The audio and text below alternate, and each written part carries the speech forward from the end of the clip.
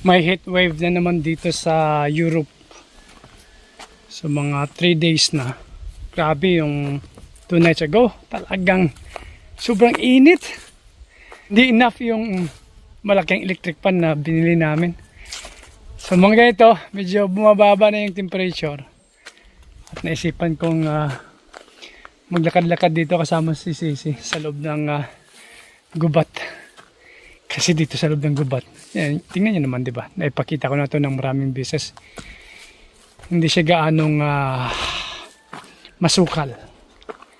So masarap mamasya sa loob ng gubat. At talagang under the canopy of trees. Yan, hindi siya mainit. Talagang malamig yung simoy ng hangin dito sa loob ng gubat. Yan. Tapos may enjoy din ni Sisi. Kasi kahit siya, makikita mo pag tag-init dito, hindi rin siya nakakatulog ng maayos. Sarap talaga rito sa loob ng gubat, oh. Ingat-ingat lang tayo rito, baka may makasalubong tayong mga baboy ramo dito or usa. Pero daanan ito ng tao. Kaya lang bihira yung mga tao rito tumadaan. Pero safe naman yung gubat dito sa Radun, dito kinahana. Yan. Pag mag-isa ka nga lang naglalakad dito sa gitna ng gubat, para siyang nakakatakot. Kasi ang naririnig mo yung hangin lang at yung hampas ng dahon at mga sanga. May mga tao din doon, oh, naglalakad sa baba. At nakakuan pa, oh, ka-scooter. Dandanan tayo, Sisi. Makaikot mo lang tayo dito sa loob ng gubat. Pampalamig dahil sa init ng panahon.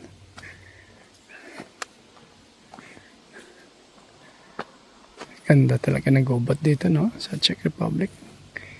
Yan. Pwede mo nang kahuyin yan. Panggatong. Bawal. Kailangan ka magpaalam sa forest manager. Yan. Kahit sanga-sanga na maliit, kailangan mo magpaalam. Kumuha rito. Mayroon din silang binibenta. Kung gusto mong panggatong talaga. Lalo na pag winter. Pero usually, winter, yung malaking kunang kinukuha ng mga tao, mga parang truso na. Tsaka, kung na lang, sinisibak. Yan. Bahay naman ni Nahana. Hindi na sila gumagamit nun. Centralized setting na yung bahay ni Nahana. Pero marami pa rin kabahayan dito sa Czech Republic na kahoy pa rin ang ginagamit para sa heating. Okay. Dito masarap mamingwit. Kaso lang, pag dito ka na mamingwit, kailangan mo ng license dito. Tsaka may bench pa rito, pwede kang paupo-upo rito. Ayan, upo tayo muna. Yan. Ganda dito. Nakaka-relax ka talaga. Dito talaga masarap mag-relax. Napapalibutan ka ng mga punong kahoy. Kahit may heat wave, talagang covered ka ng mga punong kahoy. Hindi mainit. Tsaka kung may license ka, pwede kang mangisda dyan. Yan. Tapos, ang mahuhuli mo ata, dadali mo dun sa village hall. Siyempre mga tao rito honest. Hindi sila yung, okay. Itatago natin tong dalawa. 3 lang yung bayaran natin. Parang wala akong alam na ganun. Yan. Ganda, no? Ganda ng lugar. Makaka-relax ka talaga. Kaya maraming taong umiikot ngayon. Yung mga tao na hindi taga rito, yung parang namamasyal lang. Nagpalit si Hana ng bedsheet. Yan. Tapos siya rito. Siya ang mag-hover rito. Ako naman doon sa stairs. Yan. Operasyonan ko yan.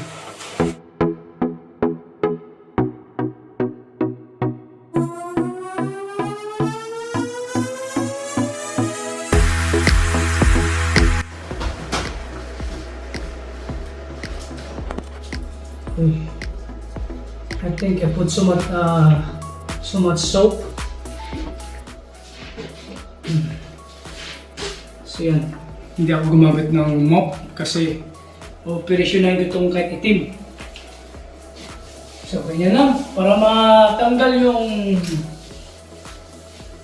ano to? Dumi-dumi ng alikabok. Yan. So hanggang sa baba.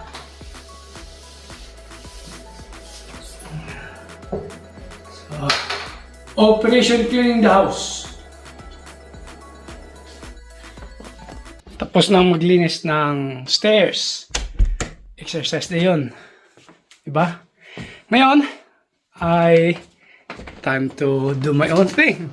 Exercise. Sarap. Ganda ng panahon. Nagmo-mower yung aming kapitbahay. Kaya silipin natin yung upaba. Upaba! Come in! Yun! Yan. Okay. So, maaliwalas ang panahon. Okay.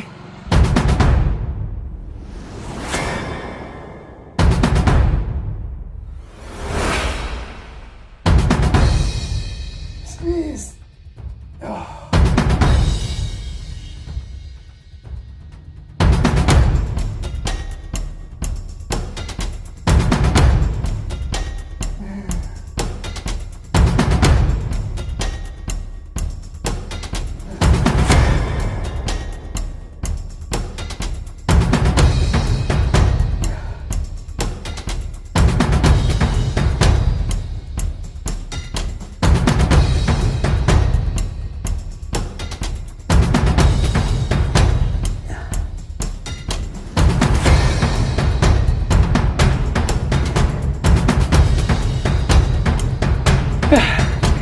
Hindi kailangan pumunta ng gym para magbayad.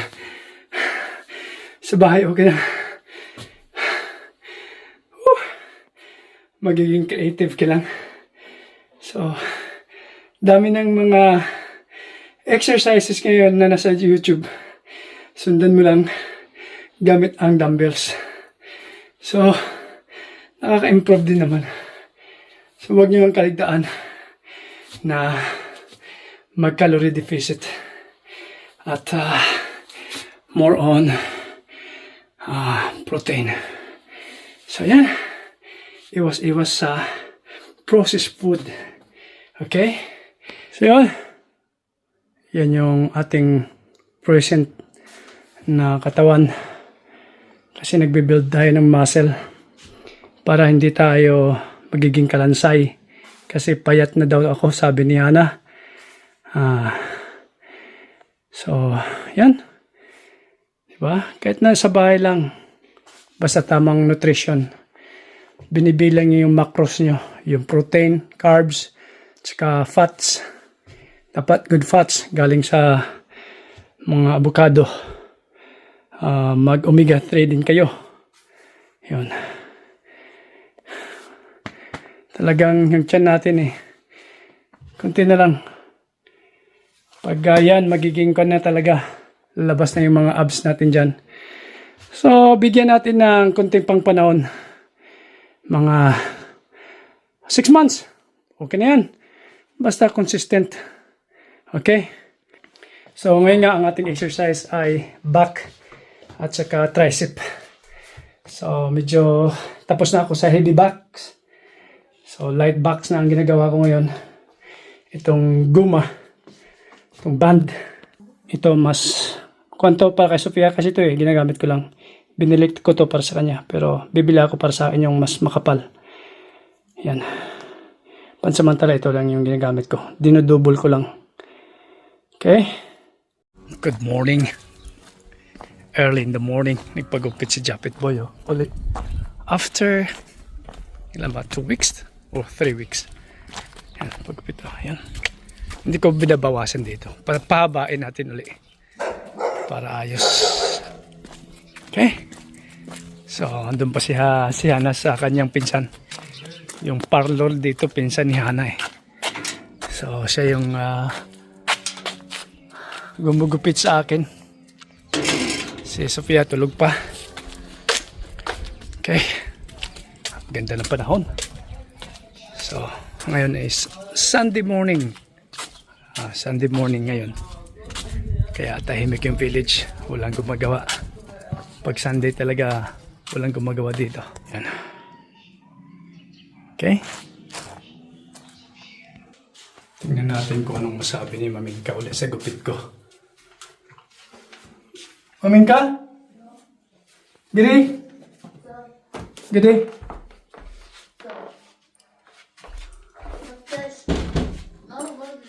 Huh? What can you say? Dobre? Yo, Janita. Dobre? Oh, yo. Okay. Hindi ko lang pakita yung kwarto niya. Hindi siya kwarto niya nagpipray. Okay daw, okay. Basta pinapahaba ko na yung buhok ko. Okay na sa kanya yun. Ayaw niya yung kalbo. Ayaw niya yung ex yung buhok ko. Kaya, pinapahaba ko na yung dito. Yan, hindi ko pinapagupitan. Tulog pa at ang aking unikaiha. Tingnan natin.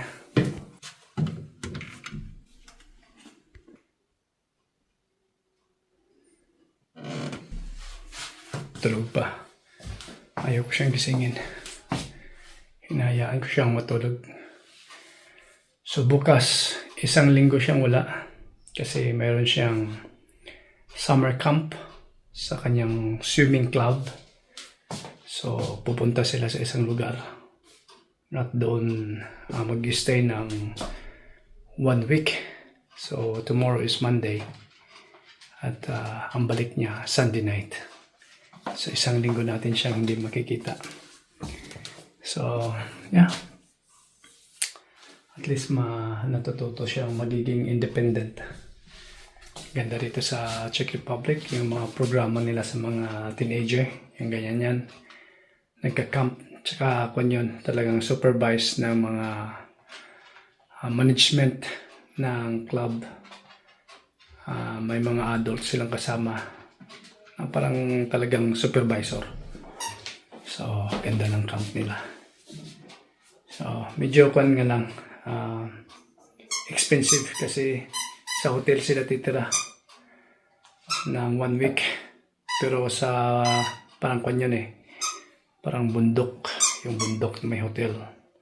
Tapos mayroon silang sariling swimming pool at doon sila magpa-practice ng swimming sa loob ng 1 linggo. So tomorrow ang kanyang alis umaga. So ihahatid ko siya doon sa kanyang swimming club bukas ng umaga, Monday. So yan lang muna ang aking update sa inyo. See you next time.